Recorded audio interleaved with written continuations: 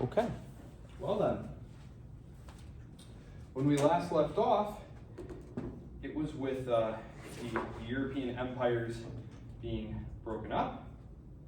And as I had said last time, I had originally planned on taking this on a case-by-case basis, but found that was very difficult. It was difficult even to separate Eastern and Western Europe, Central Europe, so to speak.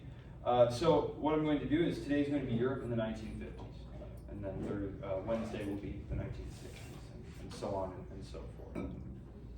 So I'm going to start with just a general description of society in Western Europe in the 1950s. I may repeat one or two things from last time, or 2 lectures ago, just so we kind of recall the situation in Western Europe. And I suppose just in starting off, remember, unlike World War I, where the scars were demographic and psychological, here we actually had the wholesale destruction of cities, right? Aerial bombardment. So we have the literal destruction and need to rebuild on top of everything else that's going on. You also have vast population displacements. So again, World War I, yes, it is horrific, obviously, but in World War II we have some very specific cases. Large-scale population relocations, particularly in the east, flowing west, and then also the destruction of these industrial plants. So, start with just kind of a general description of starting with Western Europe. So, the 1950s are going to witness a period of rapid economic growth. This is in some ways not surprising, right? Because you're starting at a baseline of way down here, right? So any kind of growth on top of that is going to be skyrocketing growth very quickly, right? We see this in emerging markets. But countries like West Germany, France, and Italy are going to experience huge industrial expansions, lots of increased productivity, lots of the innovations and new methods of organization in industry that developed during the war are now going to be transplanted onto civilian economic platforms. And so this is going to be huge one-off increases in productivity. Of course, the Marshall Plan, this is not an American history class. The Marshall Plan, though, Americans like to take credit for everything. The Marshall Plan is usually credited with, bringing Europe back to life. This was not the case. The Marshall Plan is going to funnel about the equivalent of today, about $120 billion in today's dollars to various recipients in Western Europe. The Eastern Europeans will not take part. Stalin orders them not to. If you're interested in learning about why the Marshall Plan was mostly a function of American cronyism, let me know and I'll send you some very interesting pieces. So, social stability. In terms of society, this is going to be a relative statement. By comparison to the 1930s and 1940s, Europe in the 1950s and Western Europe is going to seem remarkably stable. There's going to be higher levels of employment, huge drop-offs in interstate and intrastate violence, the expansion of welfare states, comprehensive social security programs, healthcare, the rebuilding of housing. This is not to say that things are going to be hunky-dory in Western Europe, far from it. This is just to say that generally speaking, compared to where they were coming from, the 1930s and 1940s, things are much more stable. However, there are some specific examples that we need to talk about. In France, the Fourth Republic that emerges from the war is going to face tremendous political instability. And this is going to, in some ways, be a carryover of the politics of the Third Republic, which was very unstable, and it was characterized by nothing so much as the rise and fall of governments. And we talked about, that sounds very dramatic, the rise and fall of governments. But remember, these are parliamentary governments, so if you just lose your majority in the House, then you have to have new elections and a new government. And it is disruptive, but it's maybe not so dramatic as it sounds when you say rising and falling governments. However, what's going to really make this situation very fraught is the series of wars that the French are going to fight. Unlike the British, who start rolling up the empire in a fairly bloodless manner, that's not to say totally bloodless, but relatively bloodless, the French are going to wage 2 incredibly costly and intensive and divisive wars.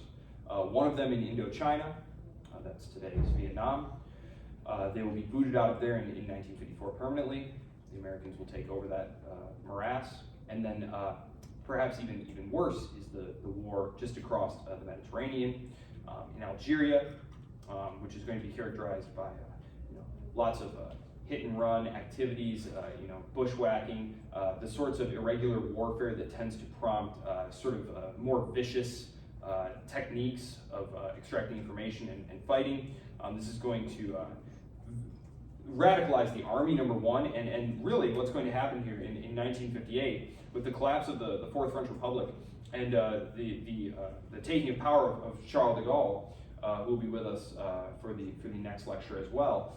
Remember, he was the one who had led the Free French forces in the Second World War. Really, what seemed to be shaping up was a replay of what happened in Spain in the 1930s. If you remember, there was a very unpopular colonial war going on and a lot of social instability inside the country. And what happened was the most effective fighting forces from the colonies came back and landed and knocked over the government, right? And this is what seemed like it was going to happen. There was a mutiny and a coup being brewed by these officers in North Africa. And Charles de Gaulle, by taking power, essentially nips this in the bud, because he has the sort of gravitas that like an Eisenhower will have in the United States context, right? He's someone who the military will respect and obey. Eisenhower probably doesn't get enough credit for that. There was a very fraught period there of civilian military control questions in the 1950s, and it's probably a good thing that we had Eisenhower at the helm. This bleeds over into like the Truman problems in the Korean War, if you're familiar with that. MacArthur, you guys familiar with that? He finally sacks MacArthur. Yeah, okay. I'm glad. Okay. Italy.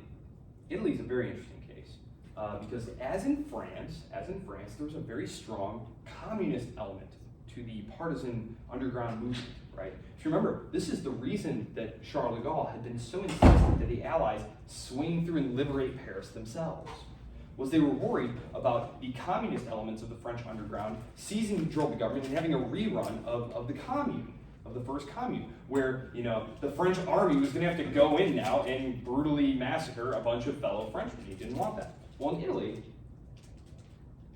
you have a lot of the same elements going on here.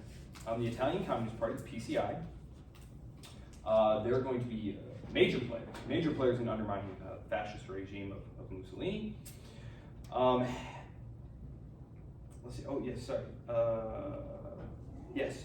Elections. Elections are going to be held, and there's a lot of social instability, kind of very similar to the dynamics that had initially opened the door for Mussolini to take power in the first place. You have a highly unstable, weak government. You have lots of local socialist and communist organizing out in the provinces, right? What's going to happen actually is the United States, the State Department and the intelligence services are going to conduct like a massive coordinated effort to undermine the PCI in these early elections to make sure that the communists don't take control of Italy. The Cold War is, in its infancy here, but the lines are already set by the late 1940s, as we talked about last time. There's a large number of Italian Americans in the United States. The State Department stuff is engaging in this massive campaign, telling Italian Americans, write back to your families, tell them that they can't vote for the communists, that if they vote for the communists, Italy will, be taken over by the Bolsheviks and stuff. The government is also funding what's called Operation Gladio. You heard of Operation Gladio? Operation Stay-By? Basically, as U.S. forces were pulling out, there was a concern that native communist forces would take control of these governments, and that there needed to be a trained counterintelligence force inside the country. And so the United States stayed behind to sort of train and equip and coordinate these groups whose job was basically to interrupt and undermine communist activity in these countries. So Operation Gladio. No one found out about that until like the 1990s. There was a little bit of a scandal, but that happens. It happened 40 years ago. Nobody cares. So it makes the papers for a cycle, and then nobody cares. The United Kingdom, very stable, right? Jolly old England, very stable for the most part. The real problems for them are going to be more identity-based, right? The empire is being wrapped up, and no one really anticipated this. Churchill very famously said, I have not become Her Majesty's First Minister in order to preside over the liquidation of the British Empire. But of course, that's exactly what he does, right? And the Suez Crisis, which we will talk about, the seizure of the Suez Canal, which we talked about how critical that was to the British Empire. into British maritime power and economic greatness, it's seized. It's seized by Nasser and these Egyptian nationalists. And are you familiar with this story at all? Yes? And so the Egyptians seized, nationalized the canal, and the British and the French and the Israelis cook up a scheme, right, that they're going to go steal it back, they're going to go take it back, and Eisenhower is going to pull the plug on this thing. The reasons for this had to do with the Cold War. The Soviets were threatening to go to nuclear war over this. It's one of the closest, other than the Cuban Missile Crisis, it's one of the closest that we've come to an actual exchange, horrifying as that may be, would be. It's unclear exactly how that would have played out. But Eisenhower, his calculations were also political, because what was going on at the same time, and one of the reasons that the British and French timed it up this way, was the uprising in Hungary, which would be brutally crushed by the Soviets. Eisenhower did not feel that the optics of the Cold War were being served very well here. Here you have, because of course the Cold War is a political war, it's a propaganda war, right? And you have these Soviets rolling in and crushing these Hungarians, and he's decrying this blatant imperialist aggression. And then what's going on here? He turns around, and the next day the British are invading Egypt. And this is a huge psychological blow to the United Kingdom because it essentially, it totally humiliates, and it leads to the fall of Anthony Eden, the old foreign minister under Churchill. It basically shows that Britain is now a second-rate power, and that they're just going to be junior America now. And it's very humbling, very terrible. You have to imagine they ruled the world, Pax Britannica, yes? So is America a little less gung-ho than is usually shown by media, I guess, at this time? I always felt like America was quite any war we could hop in that would promote democracy we'd jump into, but is that not necessarily true? Well, democracy promotion was a project largely born of the 1990s and after, in the unipolar moment. Eisenhower and the strategists of the Cold War era were more simply concerned with the prevention of the spread of communism. If that meant working with a strong man like a Pinochet or Goulart or someone like that, they were fine with that. They were fine with that. And in the case of Chile, they actively worked to undermine a democracy because it was going socialist. In the case of Egypt, what you had was again a combination. Number one, you had the Soviets threatening to go to war over this. Number two, optics-wise, it didn't fit with the Cold War narrative of the West being the freedom-loving, anti-imperialist force, which whatever you want to say about the reality of that, there is sort of an illusion of that you need to maintain for propaganda purposes, and this certainly did not help. Eisenhower was very concerned about pushing the Arab powers more into the Soviet sphere. It wasn't yet the case where the United States was totally on Israel's side in these conflicts. Eisenhower and Truman both tried very hard to balance these. It wasn't until really the late 1960s, early 1970s that the United States starts more and more siding with the Israelis over the Arab powers. So it was just really calculated. Very calculated. It was very calculated. Eisenhower was a very measured guy. He had also shrunk the U.S. armed forces significantly. He believed that running up the debt would be dangerous to the United States' long-term health. For example, social policies. I know this is going to American history, but just for social policies, he had cut down the New Deal programs. He had what was called the dime store New Deal. He was trying to do it on the cheap. Military-wise, he said, look, maintaining all of these large armed forces is too expensive. So what we're going to have is massive retaliation. He invested in nuclear weapons and bombers, where he said, look, don't try us, because massive retaliation is our policy. We'll nuke you. We'll nuke you into the Stone Age. We don't need armed forces. We have total air dominance and nuclear dominance, and don't try us.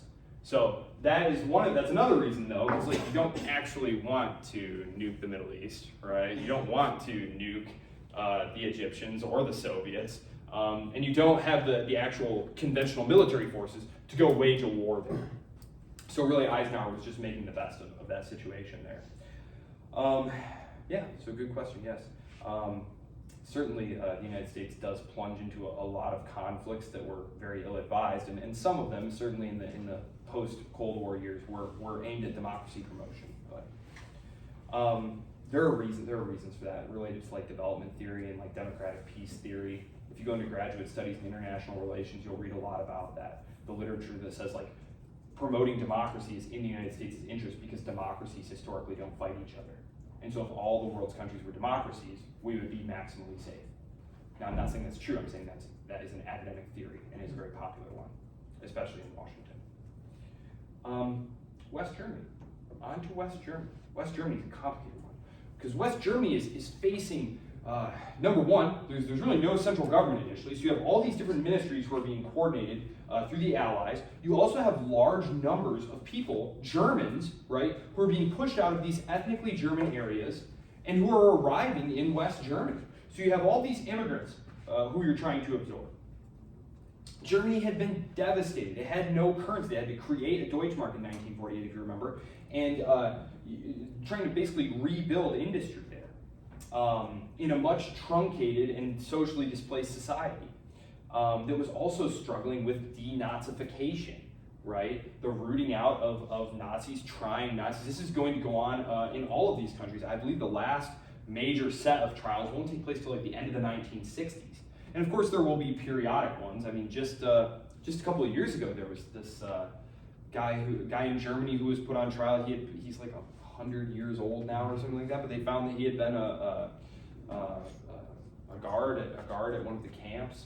But the last like large-scale trials are wrapped up by the 1960s. But this is something that's going to carry on for many years. Of course, it's very much a part of the political discussion in Germany in the 1950s, trying to come to grips with what had happened there. Because of course, these things weren't happening in Germany themselves. All the killing was being done well, you guys are facing this way. So all in the eastern military-occupied districts. This is where all the death camps and murder was going on. Yes, anti-Semitic laws have been being passed in Germany. But all the butchery was happening out of sight, out of mind over here, and now it all comes back home, and we're having to deal with this and process this. Let's see. Germany. Western Germany is going to be rebuilt. So initially, the Allies' plans had been to totally deindustrialize the Western Germany, to take away all their industry and just have it be a bunch of farmers. The Cold War changes this, much in the same way that it motivated the Allies' decision to rebuild Japan into an industrial power. The initial plans had been to leave them as, little agricultural societies, never to bother us again. But the advent of the Cold War, the fall of China to the communist forces, this is what's going to motivate the decision of the United States to rebuild both of these into strong bulwarks of capitalist industrial power. So that's what's going on in the 1950s in Germany. Western Germany. We will talk about Eastern Germany in just a few minutes. Okay. Went through all that. Sorry. I'm going to talk about European integration as well. Yeah, let's do a little bit of the Netherlands and Belgium. We'll talk a little bit about the Benelux countries. Why not? I know I neglect those little countries because we don't have a lot of time. We're trying to cover a lot. They're not major players. Sorry, guys.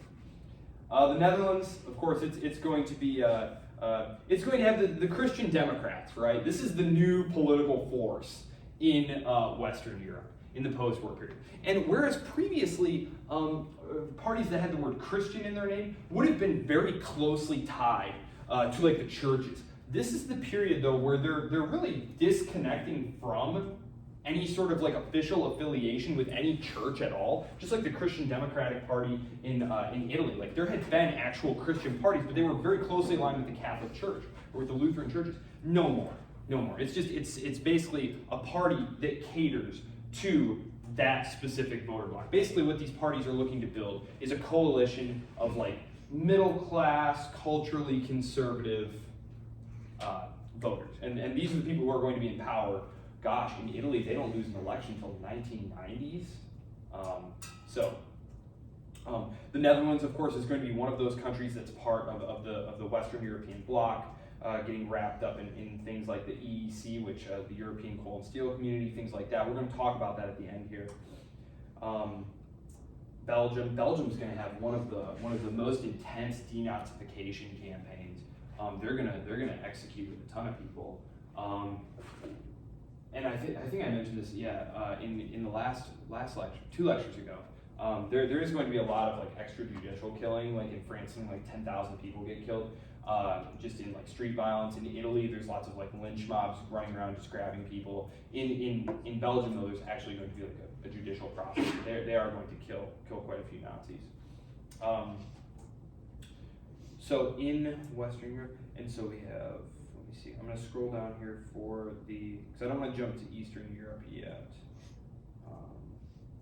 So, efforts at Western European political, economic, and security integration in the 1950s. They get a huge kickstart here.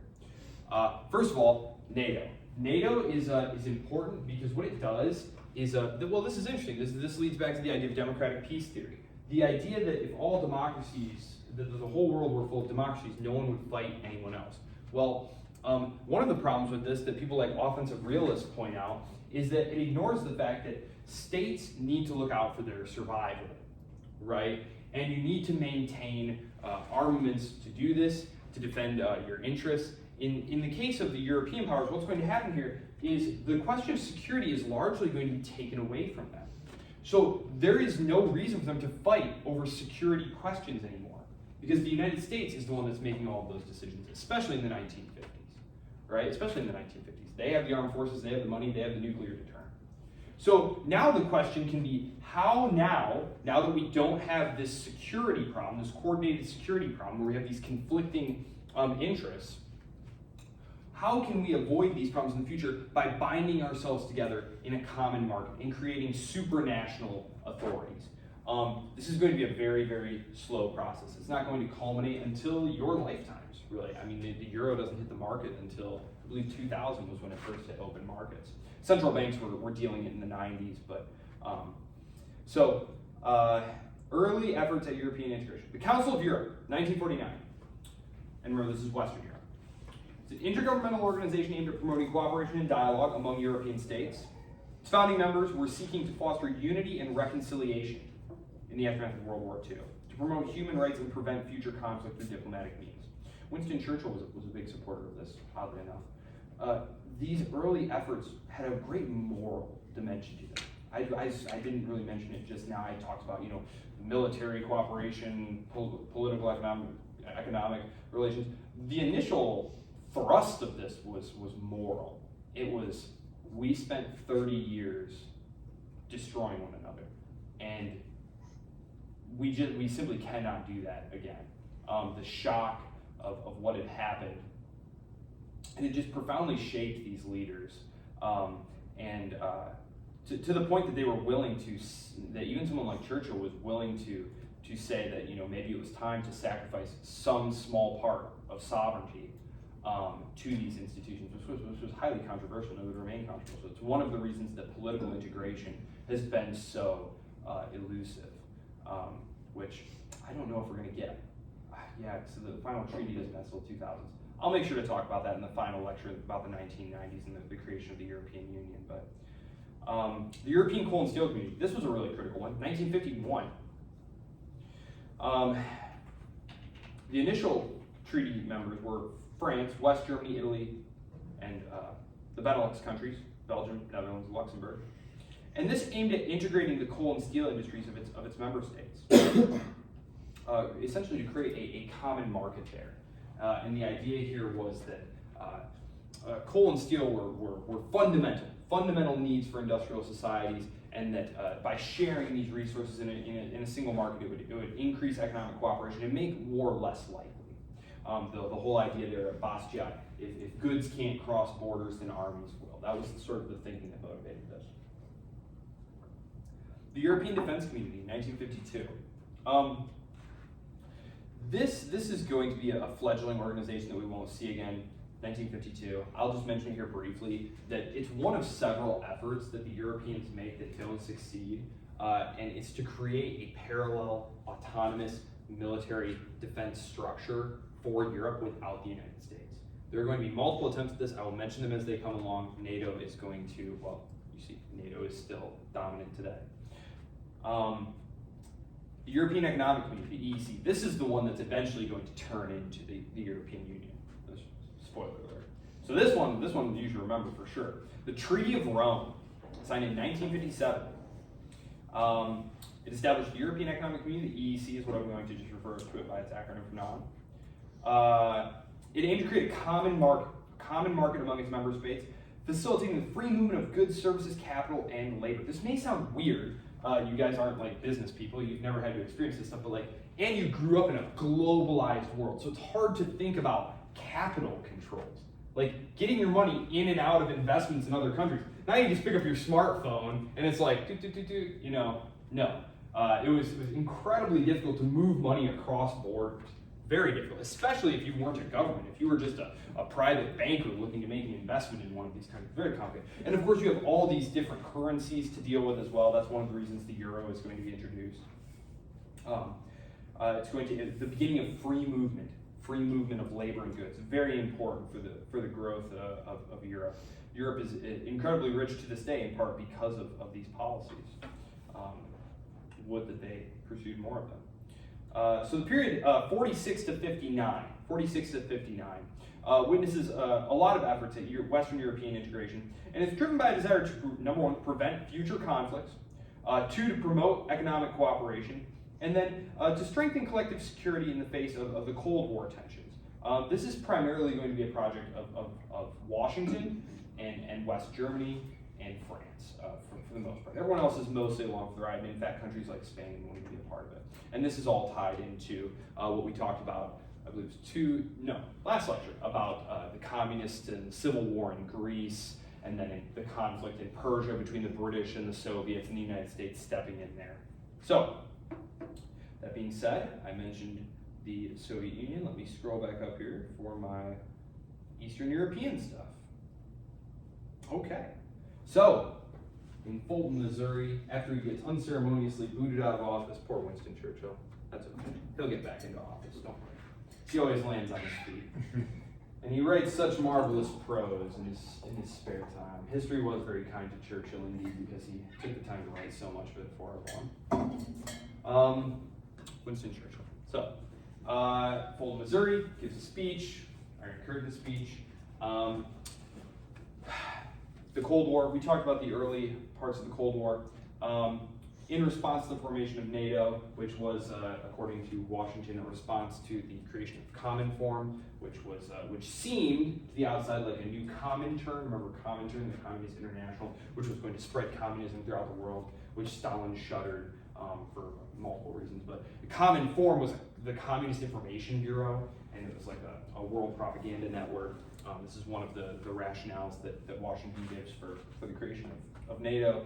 In response to NATO, of course, the Soviets are going to create the Warsaw Pact that we're going to talk about in a few minutes here, and they're going to blockade Berlin, which we already talked about. So you imagine the Iron Curtain from the last lecture, cutting Europe in half there, right down the middle of Germany.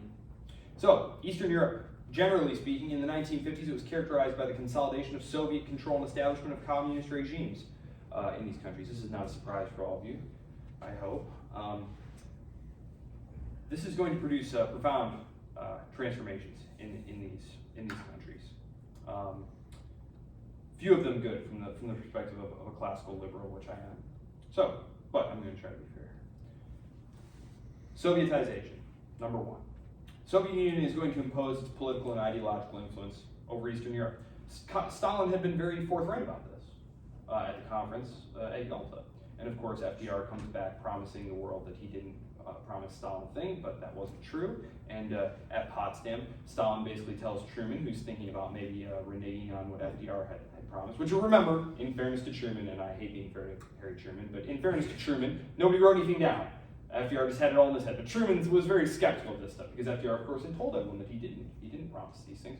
But Stalin basically said, look, and this is pretty close quote, but it's paraphrasing, look, each of us is going to impose our system wherever our armies reach, and that's going to be it. We're not telling you how to administer Japan or wherever you conquered, and you're not going to be able to tell us how to administer the areas that we conquered. Bless you. Of course, the real one that's going to annoy the West is Poland, because they thought that there were going to be free elections there, but they're not, and then Czechoslovakia, where the government's going to be overthrown here in just a few minutes, which I'll talk about. But Sovietization, so there are going to be some communist regimes that come to power on their own in these countries, but most of them are going to have significant help by the Soviets. And of course, once they're established, then the Soviets will roll in military force whenever necessary. And this will last until the 1980s. The communist regimes in Eastern Europe are going to implement one-party rule, state-controlled media, suppression of political dissent, and extensive surveillance. This is one of the oddities of Eastern Europe, is very oftentimes is when the Soviets and the communists rolled in, they would round up the ex-Nazis, right? But then they would also round up the anti-fascists who had been fighting the Nazis and throw them in concentration camps together. So it's kind of just an odd combination of bedfellows there. But it's not so odd when you think about the fact that they were simply trying to assert control for themselves here. The Soviet model of central planning and the command economy was imposed. So nationalization of industries, collectivization of agriculture, all the things that we talked about. And while it's tempting to retrospectively read the eventual triumph of capitalism backwards, at the time it was far from clear. And it isn't until really the late 1960s, early 1970s that it starts to become obvious that the economies are separating, and that one version of organizing society is definitely going to produce more economic output. This is not saying anything about like social or political freedom. This is strictly talking about economic development. Of course, Khrushchev, who we'll meet here shortly, is going to famously say, like, we're going to bury you, right? We're going to bury you. And it's true, the Soviets are racing ahead economically. I shouldn't say racing ahead, but they're dominating the production of heavy industry. Output-wise, of course, they put the first satellite into space, which is just a huge shock, and is going to really freak out the Americans. Of course, in part, this was due to the capture of German scientists, right? Who's aware of Operation Paperclip? Right, Operation Paperclip. If you haven't heard of that, look it up. It is super interesting. Basically, this was the United States. When the Soviets rolled in, they were just grabbing German scientists in factories and literally, like, just like we talked about when the Nazis were invading and Stalin said, just take everything apart and move it. They literally were just grabbing whole German factories, wrapping them up and taking them away with all the scientists. Well, very quickly, you have things like V-2 rocket technology emerging in the Soviet Union. And Werner von Braun, who helped start NASA, he was one of these Nazi scientists who the Americans grabbed. And they smuggled them into the United States, and it was called Operation Paperclip. You can look it up if you want. Anyway, yes, individual country details. That's pretty solid there for what's generally going on. Obviously, command economies have very specific problems, right? They're not sensitive to market demands, right? They don't really acknowledge them. Right? There's a central plan, and it's very much quantity based. They're aiming at targets. So like famously, they produce like millions of toothbrushes one year, but like no shoes for a year. So just very random stuff.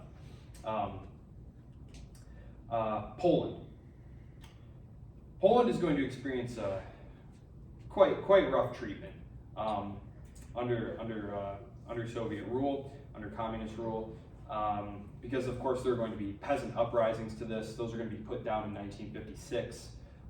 The only elections that are held are going to be characterized by a lot of fraud and violence.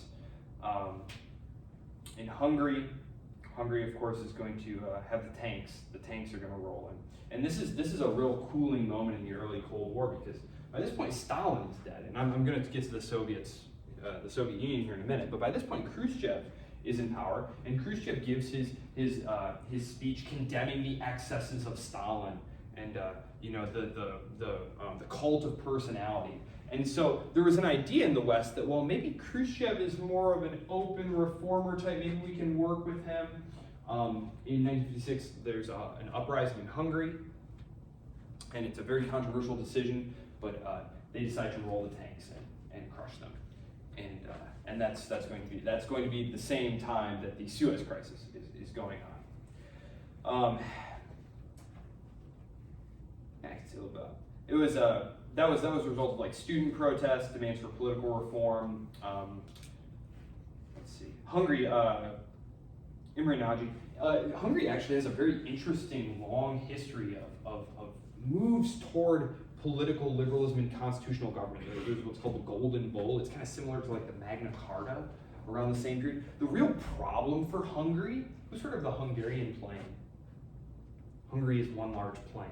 That's a problem, right?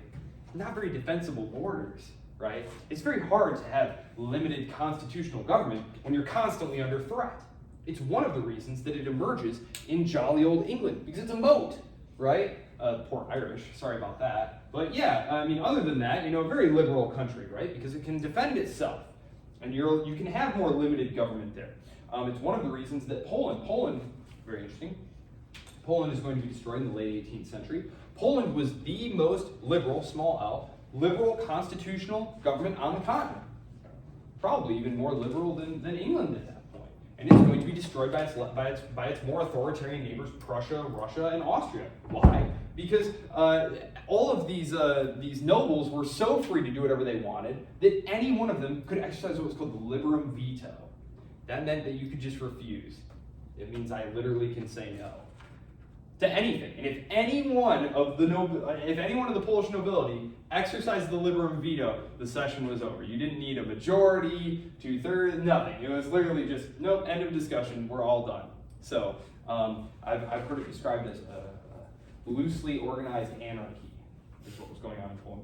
But that's difficult then if you are the king or leader of Poland to gather your forces to go do a particular thing, in this case, defend yourselves.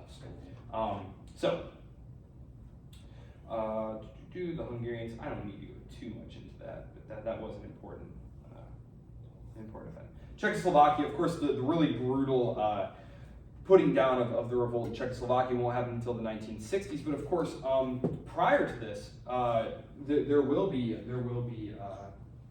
soft coup, I guess I would say. The tanks don't roll in, but Masaryk and Beneš, Czechoslovakia, the West's favorite son, the most liberal, most promising democracy of the interwar period, which was snuffed out by Hitler, will once again be snuffed out without a shot being fired.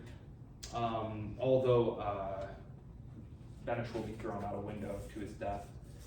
This was again due to resistance to the implementation of one-party rule, because the communists in that country had actually been in kind of a joint parliamentary government for a while.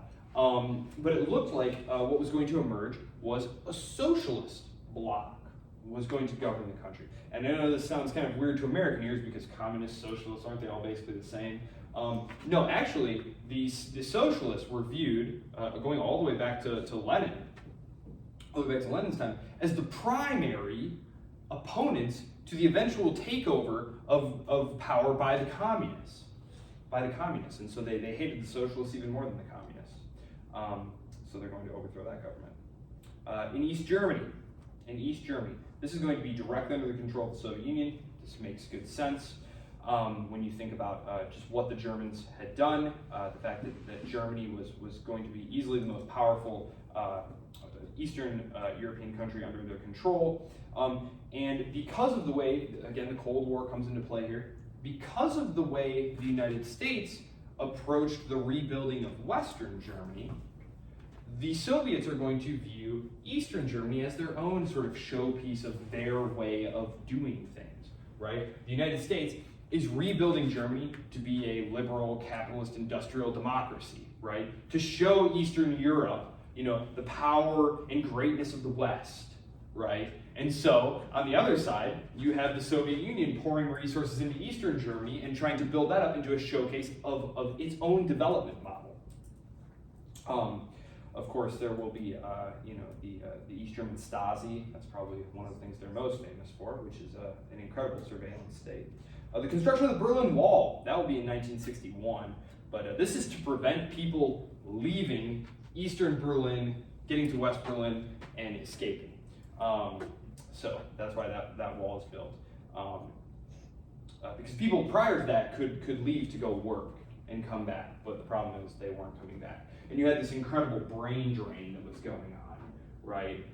Which is basically where all your intellectual workers, your skilled workers are leaving. And so they had to prevent this. So overall, Eastern Europe during the 1950s and 60s is going to be characterized by Soviet dominance. If you have to, and again, if you just think in terms of the threat that the Soviet Union had survived, repeated invasions over those plains, keeping those satellite governments in place was seen as giving the USSR strategic depth. And in 1955, the Soviet Union and those several countries are going to form the Warsaw Pact. The Warsaw Pact is another collective defense treaty, right? What's Article 5 of NATO, right? An attack on one, an attack on all. The Warsaw Pact is the same thing. It's a collective security, collective defense agreement. The founding members were the Soviet Union, Albania, Bulgaria, Czechoslovakia, East Germany, Hungary, Poland, and Romania. Of course, the purpose of this was to counterbalance against NATO in the West. It had a lot of the same components: joint military cooperation. It was dominated by its largest partner, in this case, the Soviet Union. And it was fed by the dynamics of the Cold War. And what you have is this kind of self-reinforcing cycle where you can't really turn it off once you get this doomsday device rolling.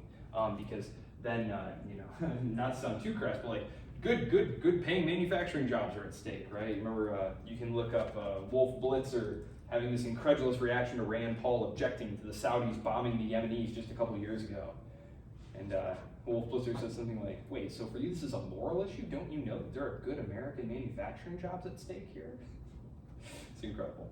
But yeah, that's the same thing. I mean, this is part of the Marshall Aid reasons. The reason that Marshall Aid was created was to keep manufacturing jobs going in the United States. Because they were afraid that what would happen is right after World War I, what happens to the United States? They slip into a horrible depression. The depression of 1919, 1920, 21, right? But this is overshadowed by the fact that the United States quickly recovers, transitions to the civilian economy, and of course we have the Great Depression later, so the Depression of 1920 is often forgotten. But there was a fear that this exact thing was going to happen again. And so the idea was by giving all this money to the Western Europeans, they could then keep buying American products as we transition out of the war economy. But of course the war economy kept going. In the Soviet Union, so that's the Warsaw Pact, that's the Eastern equivalent of NATO. In the USSR, so this is 1946 to 1959, because 1946 is where I left it last time. Joseph Stalin going to continue in power. He dies in 1953. There's a very funny movie called The Death of Stalin. Have any of you ever watched it? Isn't that a brilliant movie? It's so funny. You should watch it. It's very good. It's going to lead to a brief power struggle within the Soviet Union among the leadership, and it's eventually going to result in Khrushchev becoming the leader. And I'd like to just take a moment to acknowledge the incredible life of Khrushchev here and what he represented. Because you have to think, this man was an unschooled, he was a peasant. He was a peasant farmer, right? And now he was heading the other great power, this nuclear armed superpower, Nikita Khrushchev. Born a peasant, had some technical training, but he had been a soldier and a party member. It's just kind of incredible that you had this, the Tsarist autocracy dominated by the nobility. I mean, this was like 40 years ago. And now now the Soviet Union is actually being headed by a member of the working class. So it's kind of incredible there.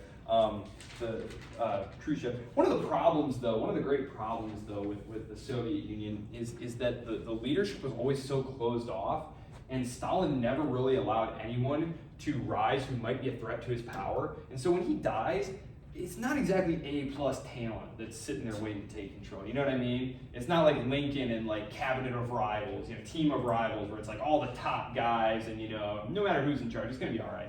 No, these guys are the B team, to put it mildly, and this is basically how it's going to be. You're gonna have this very tight-knit circle that looks out for itself, for its own power. This is one of the reasons when we get to Gorbachev, we're gonna see Gorbachev has such a hard time getting in there. It's not that people don't recognize that like he's easily the most qualified, best guy to be leading us right now. It's that the old clique don't want to give up their privileges and their power. And there's no way to get them out of there because it's all internal party politicking. Death of Stalin. Khrushchev de-Stalinization, denouncing some of Stalin's policies and promoting reforms within the Soviet system. This is going to be problematic because by denouncing Stalin's crimes, it's really going to undermine communism in the West, which was kind of an unintended consequence of these policies. Communism has been a very powerful, bless you. Oh yeah, little allergy season. I hear you, I'm with you. Communism was an incredibly powerful ideology in the West. Winston Churchill gives that Fulton, Missouri speech about the Iron Curtain. The Times of London rebukes him in the strongest language, says that Western democracy and communism have much to learn from one another. He was such a warmonger, Winston. But the speech, the Gulag Archipelago has not been published yet, by the way. Alexander Solzhenitsyn, have you read that or heard of it? That won't be published till the 1960s. So like the Gulags were more just sort of a rumor, gossip, you know. But so for him to come out and say this stuff and confirm some of the worst things that had gone on, it was very, very much a self-inflicted wound in terms of, it definitely helped him internally, but it definitely alienates Mao, for example. This is the big initial thing that drives a wedge between Mao and Khrushchev. Is this, and I can't even go into that split. Although in the 1960s, I will go into that because it will affect the Soviet Union. Economic circumstances, post-war reconstruction. The Soviet Union faced an immense task of rebuilding its economy in the aftermath of World War II. Of course, large amounts of the war had been fought in Eastern Europe. The worst parts of the war had been fought in Eastern Europe. Of course, they sent around reparations squads. And this was not them waiting for the Germans to print a bunch of worthless paper again. This was them showing up and taking whole German factories and scientists and workers and stuff back to the Soviet Union. The 5-year plans, the Soviet economy is going to, again, be very successful in churning out materials in order to perpetuate its competition with the West. Yeah, I think that's about all I have for you. I guess I'll leave you with this. On the cusp of the turn here in the 1960s, Khrushchev is going to be looking for an opportunity here to undermine a new young president, because the Cold War is going to take center stage when we talk next time. So we're going to have to talk a little bit about Cuba and about the dynamics there of the building of the Berlin Wall and whatnot in the early 1960s. And Khrushchev's attempt to get, for example, the Jupiter missiles out of Turkey, which we haven't really talked much about Turkey. Is Turkey a European country? No, you guys are saying no? No, not a European country. All right. I don't think so either, but of course it is part of NATO, and so the Jupiter missiles being there affects those politics. So, okay, any questions for today? That is the 1950s in Eastern and Western Europe. Okay, great. I will see you all Thursday to talk 1960s. We're going to move into the 1960s. And we're going to knock over another French government. That's always fun, right? Since France.